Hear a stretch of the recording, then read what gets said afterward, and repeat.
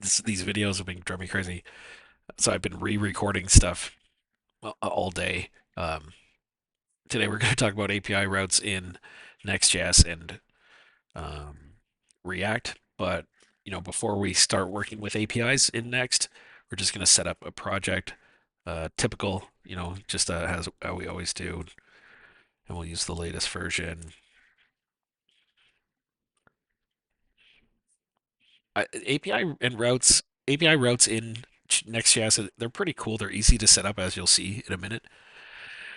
Don't pick TypeScript. You can use lint if you want to, and Node everything else. But anyway, yeah, you'll see they're a lot easier to set up than in Express. Uh, but I still think React is quite loaded, you know. And I always like to test the project. So cd my next app and then npm run dev. We should get it over here.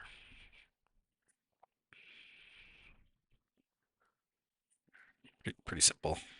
It's interesting that Next allows you to build both the front end and the back end functionality in the same app. We don't need like two separate ones, even though typically you would make your API separate from your interface.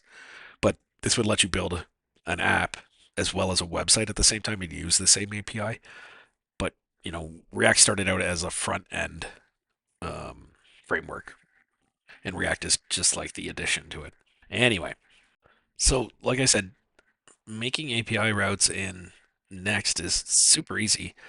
And I know you've been touring around in here. If you check out pages and then API, you can see there's a hello.js already created. We can test this out. Just go to localhost API hello, and you'll see that it returns the JSON. So if we just want to make a new route, all we have to do is, make a new file. I'm going to call this crypto, and we can just copy and paste this.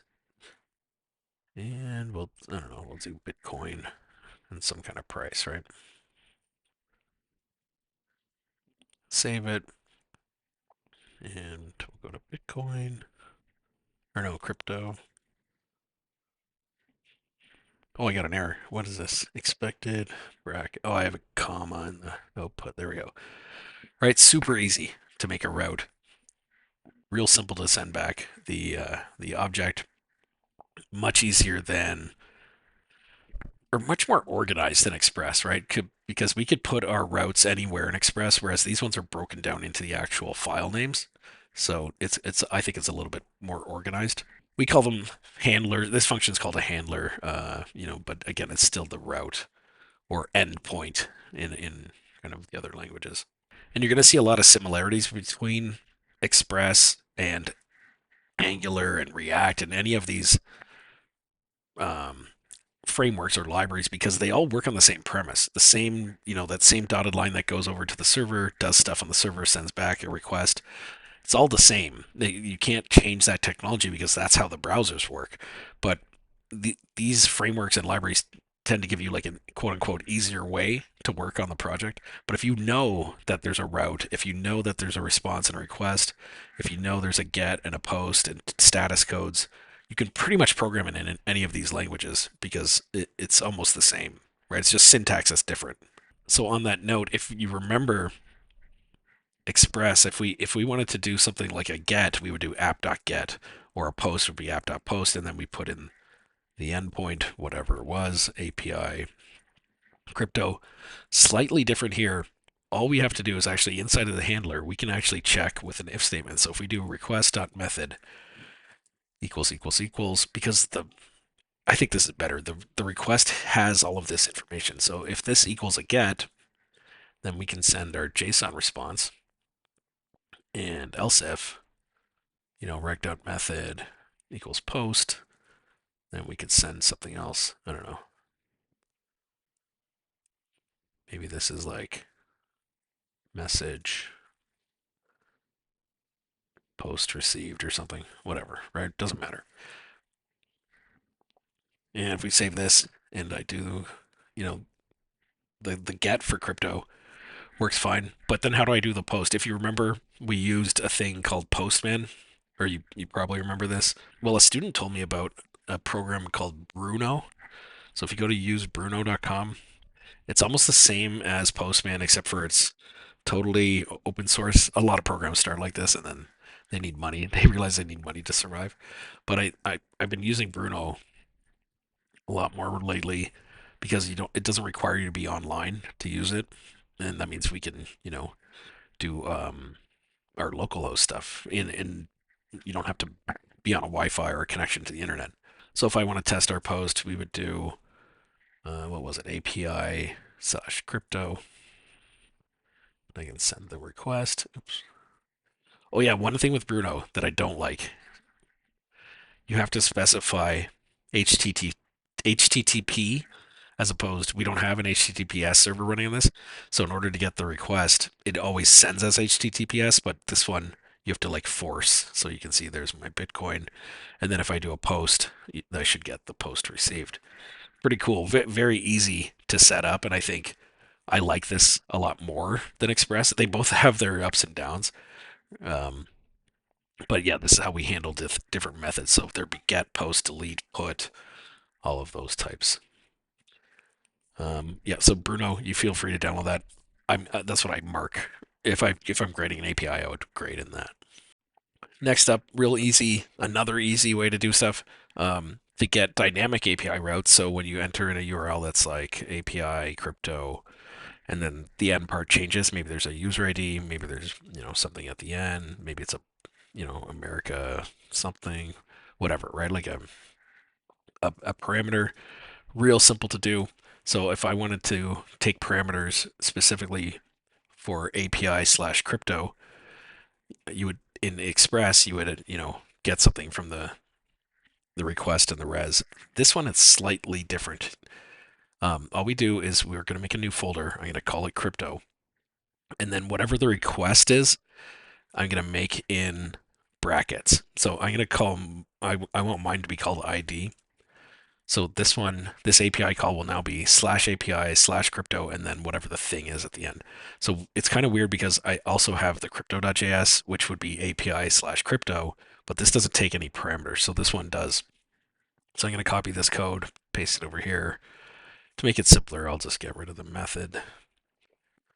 And then I'm just going to put in something like const ID. ID has to match, or whatever you called the file has to match whatever the request is called. So query,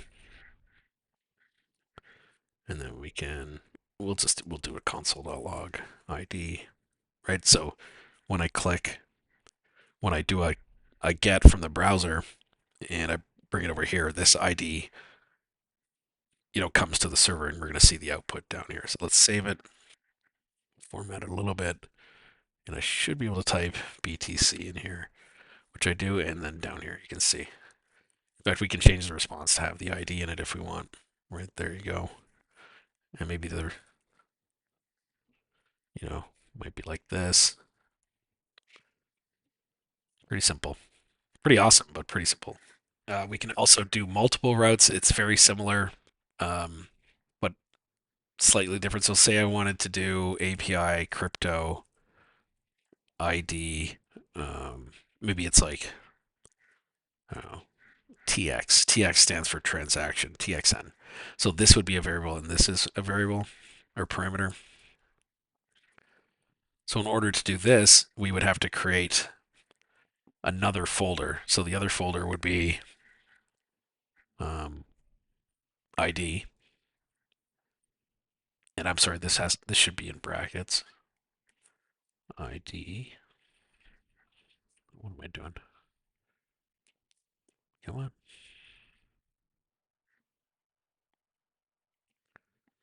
It's been a long day. ID, and then this one we could make. I'll just move it in here. We would call it what did I say? Transaction, right? So TXN. Right. So notice how this kind of works. And then inside of here, inside of the rec.query, we wouldn't just have ID, we'd also have TXN. So I can console.log something like this.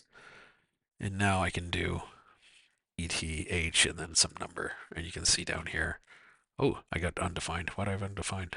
TXN. Oh, I called it wrong. Notice like it's case, or you have to spell it correctly, right? TNX. This should be TXN. There we go. And if I refresh, there it is right there. Pretty cool. It organizes everything anyway, like easier, so you can kind of find stuff. But yeah, it gets large, loaded. So the last thing that we need to talk about is this thing called middleware. So you might remember middleware again from Express, and we had to insert code that Express, didn't support. We don't want to reinvent the wheel when we write Express, but it wasn't fully functional, didn't parse forms properly, so we insert middleware. And if you haven't or if you don't remember this, um, think of middleware like a security guard at a building. When someone enters, the guard checks their ID, and if they don't have permission, the guard stops them. The guard can also, count how many people enter for records, and if needed, the guard can, take them away, right? So middleware kind of works like that. Examples, that's basically like a login or analytics. You want to track how many people, um, blocking hackers or redirection, redirecting someone to another website. That's what middleware actually does or allows us to do. I've said, I think in multiple videos and even in Web322, I said, middleware is like kind of a new concept. It's not really. It's just it's changed over the course of time. In the 80s, it was really used kind of to network two computers together. They were calling it middleware because it was in the middle. And then it became like client server architecture, and then middleware grew into API gateways and authentication layers. And now it's more used in stuff like Express, Next, Django, um, before your requests reach the main application. So I'm not saying that it's new, but it's new. It's a new description for the old thing. Anyway, doesn't matter. Let's show how it's done. Much, much easier than um, Express already supported. All we have to do is in our main, the root, root of our project, make a new file called middleware, and all we have to do is have a function in here called, you may have guessed it, middleware, right? And we'll just do console.log. I don't know, middleware. Maybe we'll do request. Here, let's do this. Sorry. Middleware request made to, and we'll intercept what the URL is. Right, so we can do this real easy.